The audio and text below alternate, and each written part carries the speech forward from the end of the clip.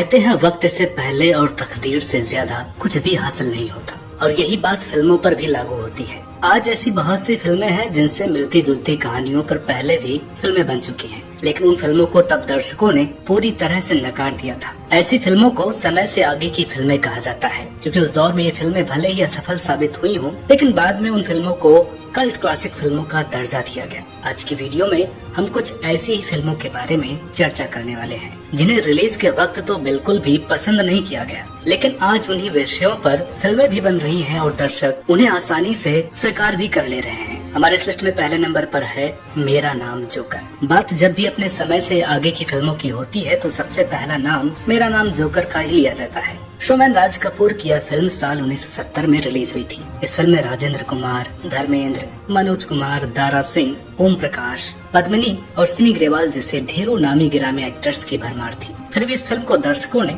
नकार दिया था। इस फिल्म में एक्टर ऋषि कपूर ने यंग राज कपूर का किरदार निभाया था, तो वही धर्मेंद्र और मनोज कुमार राज कपूर के साथ पहली बार नजर आए थे, जो फिल्म का एक बड़ा आकर्षण था। मनोज कुमार उस वक्त एक बहुत बड़े स्टार थे, बावजूद इसके उन्होंने फिल्म मेरा नाम जोकर में एक छोटा सा रोल निभाया था। दरअसल मनोज कुमार व धर्मेंद्र दोनों की तमन्ना थी कि वो राज कपूर के साथ काम करे, इसी वजह से वे छोटे रोल के लिए भी राजी हो गए थे। फिल्म का दूसरा सबसे बड़ा आकर्षण था एक्ट्रेस सिमी ग्रेवाल पर फिल्माया गया एक सीन, जो जमाने के हिसाब से कुछ ज्यादा ही बोल्ड था। दर्शकों को आकर्षित करने के लिए फिल्म में बेहतरीन संगीत, विदेशी ग्लैमर और अंग प्रदर्शन सब कुछ था। इस वजह से फिल्म की सफलता को लेकर राज कपूर भी पूरी तरह निश्चिंत थे। लेकिन जब ये फिल्म रिलीज हुई तो दर्शकों की उम्मीद पर पानी फिर गया। मोहब्बत में हर बार चोट खाने वाले सर्कस के जोकर की मार्मिक कहानी पर आधारित फिल्म मेरा नाम जोकर लगभग 4 घंटे की फिल्म थी, जिसकी वजह से इसमें 2 इंटरवल रखे गए थे। फिल्म की नाकामयाबी के पीछे एक बहुत बड़ी वजह इसे भी बताया गया है।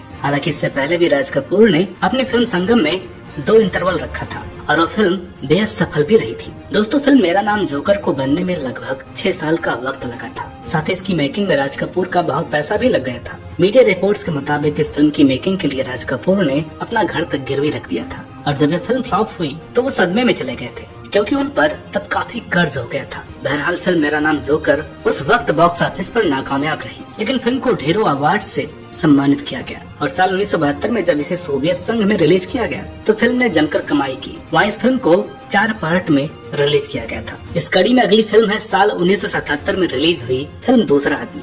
यह फिल्म भी अपने समय से आगे की फिल्म थी। प्रेम कहानी पर आधारित इस फिल्म का निर्देशन रमेश तलवार ने और निर्माण यशराज फिल्म्स ने किया था। फिल्म में एक ऐसी महिला की कहानी दिखाई गई है जो अपने से काफी कम उम्र के युवक के प्यार में पड़ जाती है, क्योंकि उसे देखकर अपने उस प्रेमी को याद करती है जो इस दुनिया में नहीं है। इस फिल्म में शशि कपूर, राखी, ऋषि कपूर व नीतू सिंह मुख्य भूमिकाओं में थे। दोस्तों, उस दौर में किसी औरत का दूसरे आदमी से रिश्ता, और वो भी अपने से कम उम्र के आदमी से, शायद दर्शकों को तब इसे पचा पाना बहुत ही मुश्किल था। फिर भी यश चोपड़ा ने इस बोल्ड सब्जेक्ट पर फिल्म बनाने का फैसला किया था। हालांकि जिस बात का अंदेशा था वही हुआ और फिल्म बॉक्स ऑफिस पर असफल हो गई। खैर, उस वक्त फिल्म भले ही फ्लॉप साबित रही, लेकिन यह फिल्म आज भी समीक्षकों द्वारा प्रशंसित फिल्म बनी हुई है। दरअसल इस फिल्म का क्लाइमैक्स बहुत ही दुखद है, जिसे भी फिल्म की असफलता की वजह माना गया था। जब फिल्म रिलीज से पहले इसकी पहली स्क्रीनिंग यश चोपड़ा के लिए रखी गई तो फिल्म देखने के बाद यश ने रमेश के काम की तारीफ की। साथ ही फिल्म के आखिरी सीन जिसमें राखी आईने को देखकर टूट सी जाती है, उसे हटाने को कहते हैं,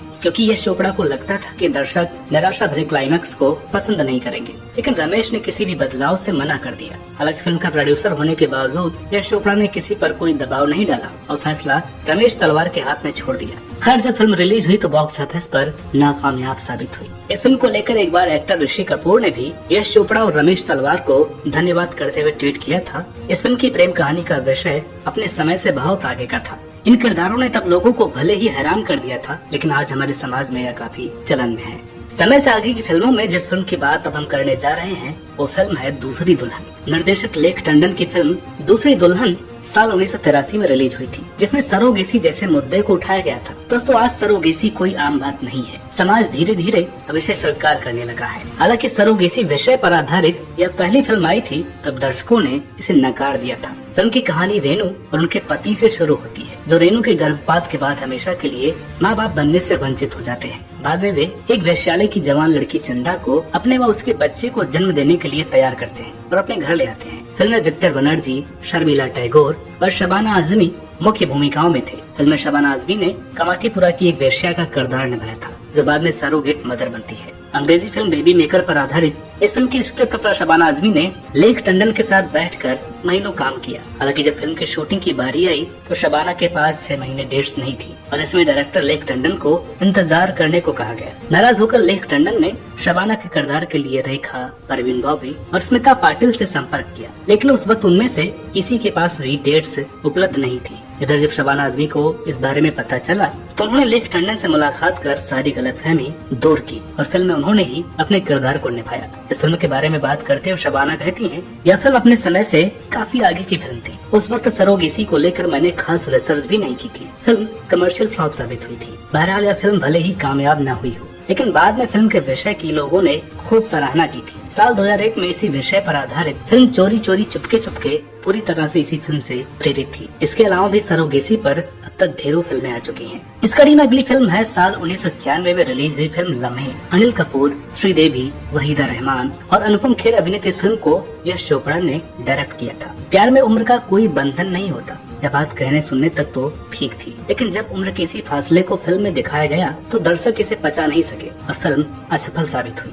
हालांकि यह फिल्म यश चोपड़ा की सबसे बेहतरीन फिल्मों में से एक मानी जाती है और बाद में ऐसे विषयों पर कई फिल्में बनी और सफल भी हुई। हालांकि लम्हे की कहानी में सिर्फ उम्र का फासला भर नहीं था, बल्कि एक ऐसे उलझे हुए रिश्ते की बात भी थी जिसे तब दर्शक स्वीकार नहीं कर सके थे। लम्हे फिल्म की कहानी में वीरेन यानी अनिल कपूर पल्लवी यानी श्रीदेवी को पसंद करता है और उससे शादी करना चाहता है, जबकि पल्लवी सिद्धार्थ को प्यार करती है और इसी से शादी कर लेती है। लेकिन कुछ ही सालों बाद एक कार एक्सीडेंट में दोनों की मौत हो जाती है। ऐसा वीरेन पल्लवी की छोटी सी बेटी के पालन पोषण की जिम्मेदारी उठाता है, लेकिन पल्लवी की बेटी पूजा, जिसकी भूमिका भी श्रीदेवी ने ही निभाई है, वह बड़ी होकर वीरेन से ही प्यार करने लगती है। हालांकि वीरेन अपनी बेटी की उम्र की लड़की के प्यार को पहले तो एक्सेप्ट नहीं करता है, लेकिन बाद में मान जाता है। इस कहानी में उम्र के अलावा सबसे बड़ी अड़चन थी प्रेमिका की बेटी से प्यार, जो कि दर्शक स्वीकार नहीं कर सके थे। दोस्तों, यश चोपड़ा जब लम्हे बनाने की तैयारी कर रहे थे उस वक्त रेखा को फिल्म में लेना चाहते थे। दरअसल अमिताभ बच्चन और रेखा की सुपरहिट फिल्म सिलसिला के वक्त ही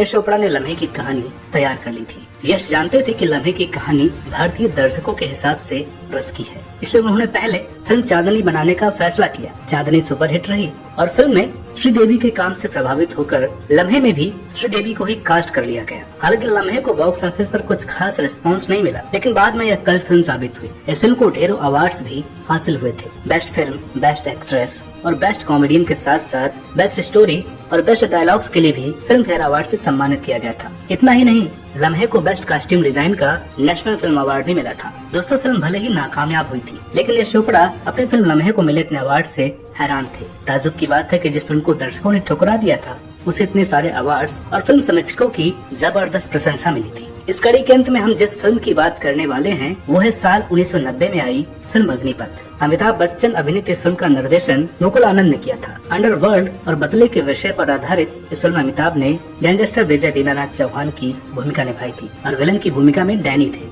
फिल्म में नारियल पानी वाले कृष्णन अय्यर यम्मे की भूमिका मिथुन चक्रवर्ती ने निभाई थी। इस फिल्म में अमिताभ बच्चन ने आवाज बदलकर संवाद डब किए थे, जो तब दर्शकों की समझ में नहीं आए थे, पर इसे फिल्म के पिटने का मुख्य कारण माना गया। लोगों के साथ डिस्ट्रीब्यूटर्स को भी लगा कि फिल्म अग्निपथ की डबिंग ठीक से नहीं हुई। जहां अच्छे साउंड सिस्टम थे वहां तो लोग कुछ समझ भी पा रहे थे, लेकिन पुराने स्पीकर वाले सिनेमा घरों में किसी को भी कुछ पल्ले नहीं पड़ा कि फिल्म में विजय दीनानाथ चौहान यानी अमिताभ बच्चन क्या बोल रहे हैं। फिल्म नहीं चलने की एक और वजह थी, वो थी मिथुन चक्रवर्ती जैसे स्टाइलिश एक्टर जिनके हेयर स्टाइल से लेकर पहनावे तक की लोग नकल करते थे, उन्हें एकदम अलग अंदाज में दिखाना। फिल्म में उनकी एक्टिंग की तो खूब सराहना हुई, लेकिन उस वक्त उनके प्रशंसकों को थोड़ी निराशा जरूर हुई, जो पोस्टर पर उनका चेहरा देखकर सिनेमा घरों में गए थे। बहरहाल समय से आगे की इस फिल्म को दर्शकों ने रिलीज के वक्त भले ही नहीं पसंद किया, लेकिन अगले ही साल अमिताभ बच्चन ने अपनी इसी स्टाइल के लिए सर्वश्रेष्ठ अभिनेता के राष्ट्रीय फिल्म पुरस्कार जीता, जिसके बाद अचानक वीसीआर पर फिल्म की डिमांड बढ़ गई और देखते ही देखते यह फिल्म भी एक कल्ट क्लासिक बन गई। दोस्तों, अमिताभ बच्चन ने एक प्रयोग के रूप में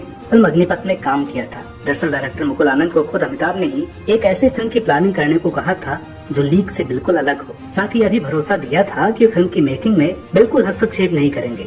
बेशक शुरुआत में अमिताभ बच्चन को उनकी आवाज के लिए जबरदस्त आलोचना मिली थी, लेकिन आज अमिताभ किसी स्टाइल की हर मिमिक्री आर्टिस्ट नकल करता है। फिल्म में मिथुन चक्रवर्ती के अभिनय को भी समीक्षकों का खूब प्यार मिला था। इस फिल्म के रीमेक में खास भूमिका में नजर आए संजय दत्त का भी यही कहना है, उन्हें मूल अग्निपथ फिल्म पसंद आई और दर्शक के रूप में उन्हें फिल्म हिट लगी थी। संजय कहते हैं कि मुझे लगता है कि यह फिल्म अपने समय से काफी आगे की थी। डायरेक्टर मुकुल एक मेधावी निर्देशक थे और उनका विजन समय से काफी आगे का था। तो दोस्तों उम्मीद करते हैं कि आपको हमारी आज की यह वीडियो जरूर पसंद आई होगी। वीडियो के बारे में अपनी राय कमेंट्स के जरिए जरूर बताएं। साथ ही साथ आप ऐसी किन किन फिल्मों के बारे में जानते हैं ये भी कमेंट बॉक्स में जरूर बताएं। मिलते हैं आपसे अगली वीडियो में किसी अन्य रोचक किस्से के साथ। तब तक के लिए नमस्कार।